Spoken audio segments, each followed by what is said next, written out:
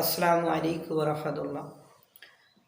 আপনারা হুমায়ুন আহমেদের স্ত্রী শাওনকে সবাই চেনেন।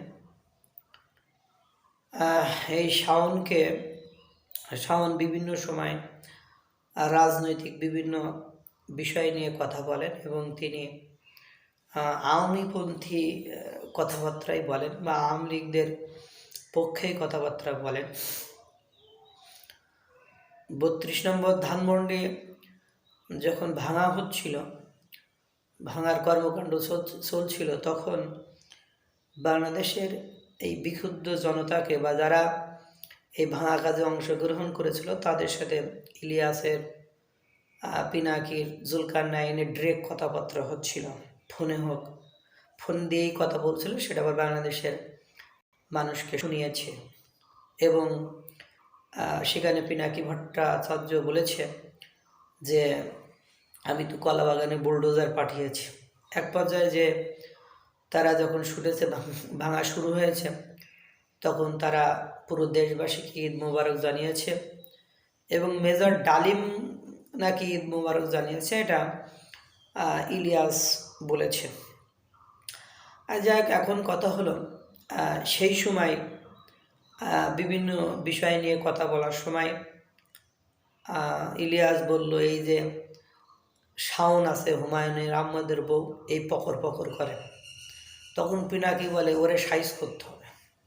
তো ওরে সাইজ কীভাবে করতে হবে, যে নুহাস পল্লী, অর্থাৎ হুমায়ুন আহমেদের গাজীপুরে যে নুহাস পল্লী আছে, জানেন, ওখানে সে বসে ভাবত, লেখালেখি করত। সেইটা শাওন এখন দখল করে রাখছে বা শাওনের আয়ত্তে আছে। ওটাকে কী করতে হবে, যে দখল করে নিয়ে ওটা জাদুঘর বানিয়ে দিতে হবে রাষ্ট্রীয়, তাহলে ওর পকর পকর বন্ধ হয়ে যাবে, এভাবে বলছে। তারপরে তার বিরুদ্ধে যতটা উস্কানি দেওয়া যায় সেটা পিনাকি ইলিয়াস দিয়েছে। আপনারা জানেন গতকালকে রাতে শাওনকে ডিবি অফিস থেকে যে গ্রেপ্তার করা হয়েছে, যে রাষ্ট্রদ্রোহী বক্তব্য দেওয়ার জন্য তাকে গ্রেপ্তার করা হয়েছে। পাশাপাশি আপনারা জানেন যে তার জামালপুরের যে গ্রামের বাড়ি, সেটাকে আগুন ধরিয়ে দিয়েছে, তার ভিতরে যে ভাঙচুর করে পুরো বাড়িতে আগুন লাগিয়ে দিয়েছে। এখন ঘটনা, এতে করে মেসেজ কি গেল, মনে হচ্ছে আপনারা জিতে গেছেন, শাওনকে অপমান অপদস্থ করে জিতে গেছেন। না রে ভাই, জেতেননি। শাওনকে পলিটিক্যাল লিডাররা, সাধারণ জনগণ অত বেশি গুরুত্ব দেয় না। শাওনকে গুরুত্ব দিলে মিডিয়ার লোকজন, অর্থাৎ মানে গণমাধ্যম, অর্থাৎ সংস্কৃতি অঙ্গনের লোকজন গুরুত্ব দেয়। শাওনের বাসায় যখন এটা করা হলো, তখন নিশ্চিত বাংলাদেশের সংস্কৃতি অঙ্গনের লোকেরা এটা পজিটিভলি নেবে বলে আমার মনে হয় না।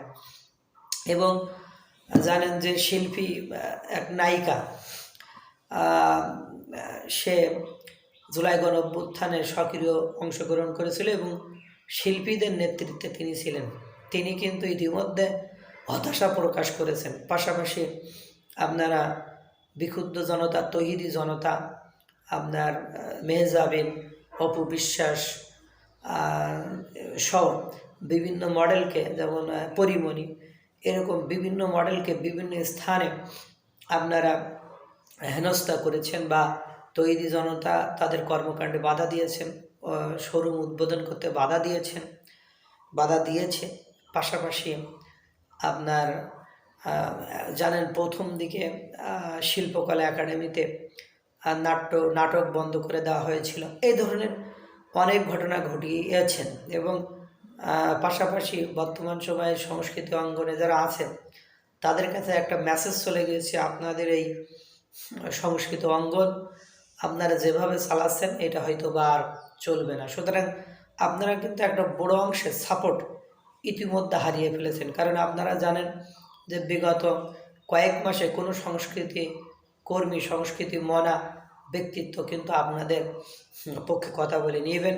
মোস্তফা সরোয়ার ফারুকী তিনি বলেছেন যে আন্দোলনে নামো, ওদেরকেই বলছে যে আন্দোলনে নামো, তা না হলে দাবি পূরণ করা সম্ভব নয়।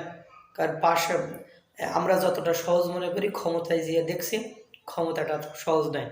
তা শাওনের এই বাড়ি ভাঙচুর, তাকে গ্রেপ্তার, এটা আমরা যদিও পজিটিভলি নিয়েছি বা আন্দোলনকারীরা পজিটিভলি নিয়েছে, কিন্তু এটা শিল্প অঙ্গনের মানুষ, বিশ্ব এটা পজিটিভলি নেবে বলে আমার মনে হয় না।